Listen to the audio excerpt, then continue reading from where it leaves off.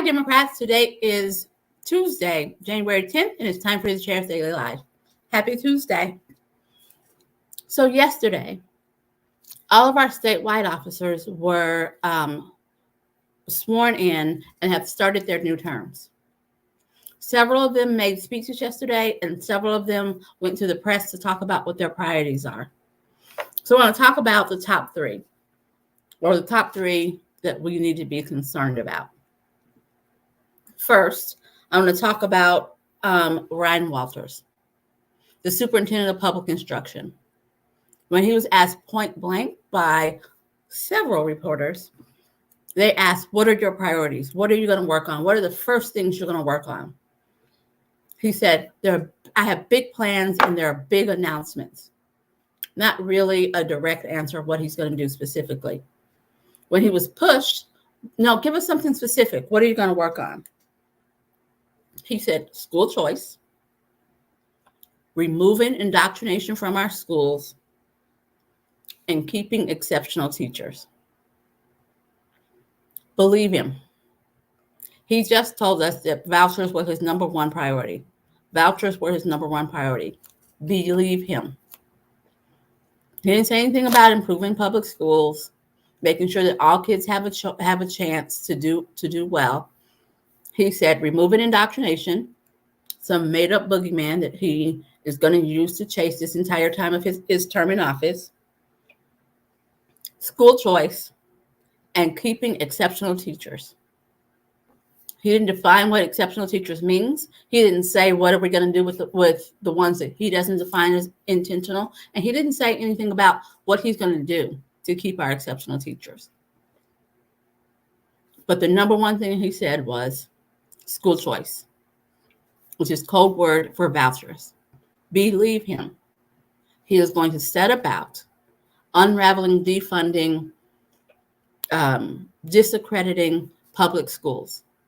We have to stand in the gap and stop it. Now, let's move on to our Attorney General, Gentner Drummond. I think it's kind of interesting. He said his number one task is improving relations with our tribes, that there is a path to coexisting. One sovereign nation within our state, there is a path, and all we have to do is have the will. I'm happy to hear that, and I hope that as a state, we have the will to work with one of our largest economic engines. He said he's going to eliminate illegal grow operations. Anything illegal, we do need to attack. Prosecute fraud and corruption and ensure governmental transparency. Here's what he's going to run afoul of our governor. Because our governor is one of the least transparent leaders that I've ever encountered. And all we have to look at is the Turnpike, SWAT lease, all of these deals where they didn't post when they were going to have meetings like they should have, all of these deals where there were ghost buyers of property that he knew about. He's not the most transparent. So it'll be interesting to see how our Attorney General and our governor coexist. It'll be interesting to see how this governor works with somebody that he didn't handpick and who doesn't just do his bidding because he said so. Now, to the governor. And everybody who's watching me, you owe me. I listened to his speech. It was painful. I lost count at 6. 6 times he said that he was going to make Oklahoma a top 10 state.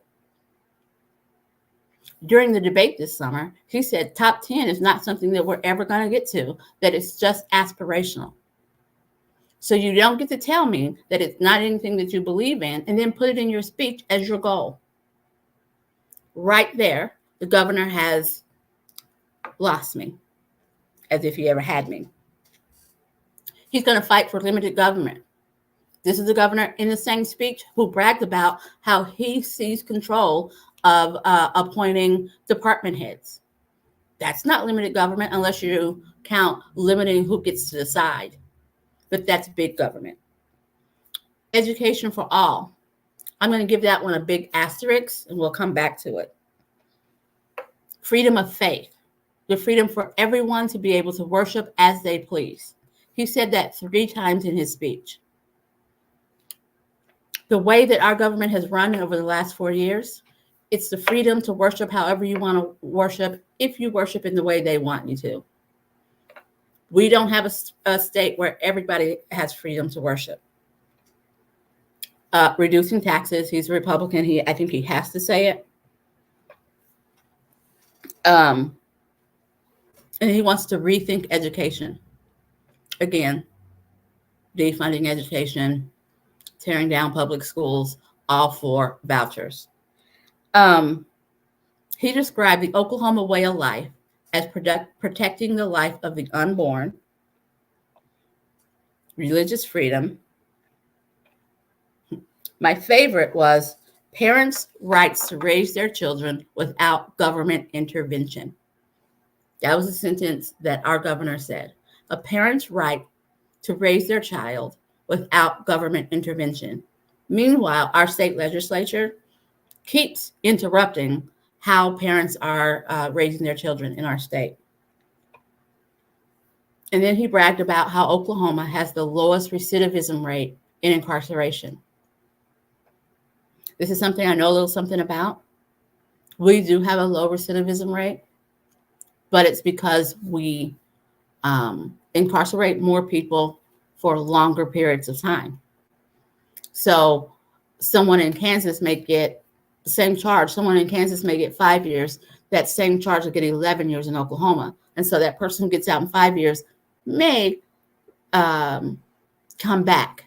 We just don't let people out, so they don't have a chance to redo the crime. And so you don't get to really brag about that as if we're doing something to actually rehabilitate our prisoners, because we don't.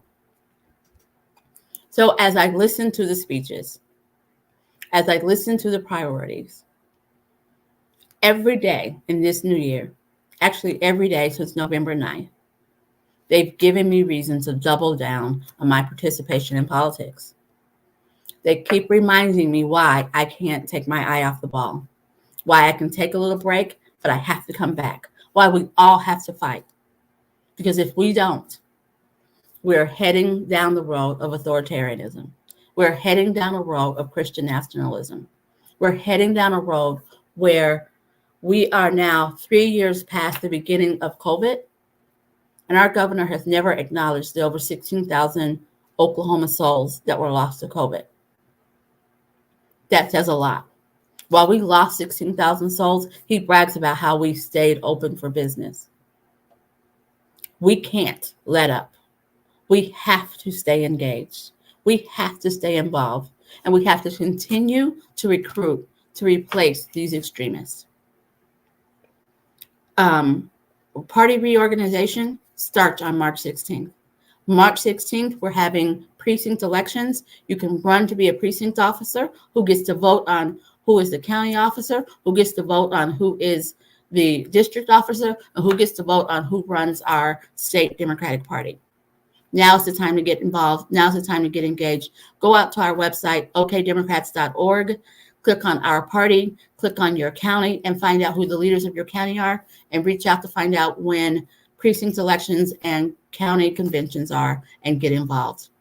Thanks for joining me, and I'll be back here tomorrow.